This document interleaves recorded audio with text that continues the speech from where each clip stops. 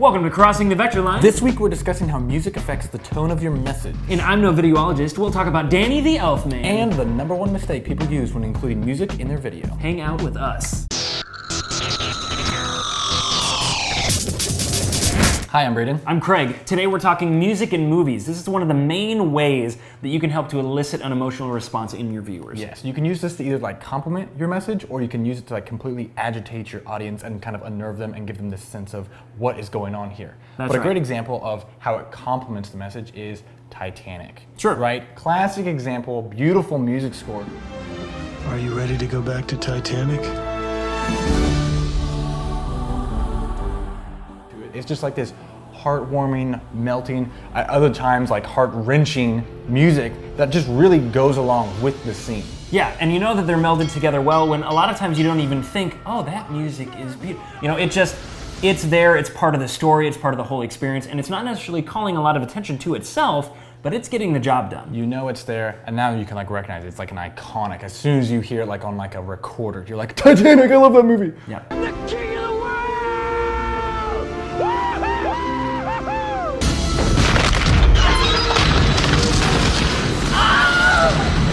There you go. And it brings that emotional response right back to the surface. Absolutely. Right there in the feels. It gives you those feels. In this general area. This is where we first met.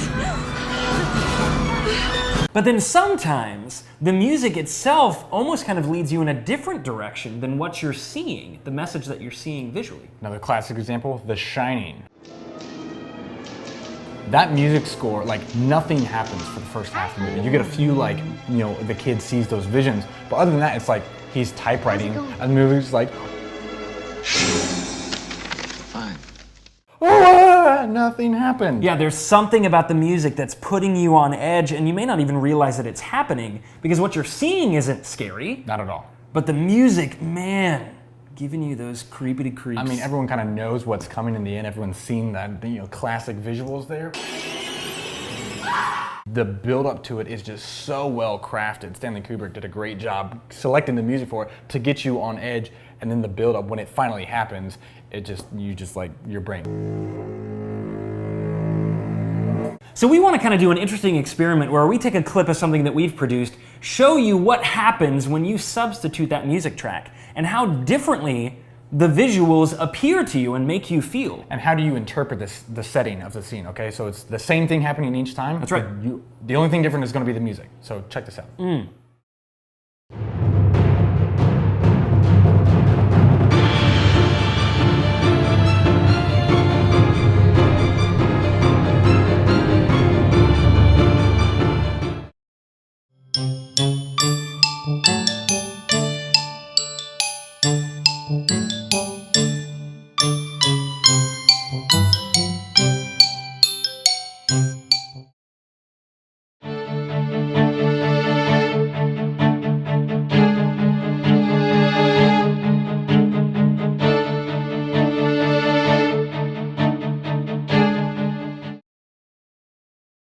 So boom, you have 3 completely different music tracks, a little comedy, a little suspenseful, little action, okay?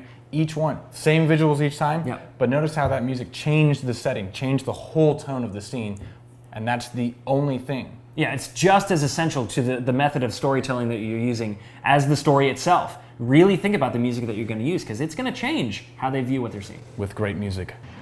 Great responsibilities. So it's kind of cool, right, to see how the 3 different music styles completely change the entire scene. Yep, coming back, we're going to talk about Danny the Elfman. None other than the Elfman himself, and the #1 mistake when it comes to music. Wistia is video hosting from the future, intended to measure and improve your video efforts, featuring detailed analytics, including engagement graphs and individual viewer heat maps, and a customizable video player, where you can control how your video looks, feels, and functions on your website. Check them out at wistia.com. So I'm no videologist, but I personally think that Danny Elfman is pretty much a one-trick pony. Serious? Yes, him and Tim Burton, and I'm gonna get a lot of hate mail for this, pretty much feel like they're making the same movie with the same soundtrack over and over and over again. I kind of agree with you on the Tim Burton aspect, but Danny Elfman has made some really different styled pieces. Example, his score, Finale. okay? In the end scene for the movie The Kingdom with Jamie Foxx, very cool movie.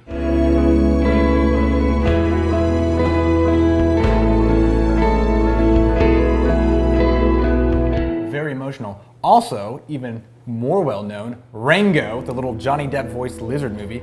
That's that song that plays during that transformational scene for Rango as the character goes through this big choice. Sure. That is just a perfect setting, completely different from all of his other work, and I've got it thumbs up on my Google playlist. And maybe I'm being unfair, but when you compare his stuff to like John Williams, the variety is simply not there with Danny Elfman. But he has a few little surprises up his sleeve, so go check him out. But I'm Rango. no videologist. Watch Rango. The number one music mistake is not having your audio levels properly modulated. They're either overpowering the dialogue or they're too low and you're not striking those emotional chords you gotta be hitting with your viewers. Absolutely, can totally kill the message you're trying to communicate. Take time to listen with your headphones, to listen with speakers. In whatever situation you think your viewer may be listening to that audio, listening to that music, make sure that it's striking the right kind of chord.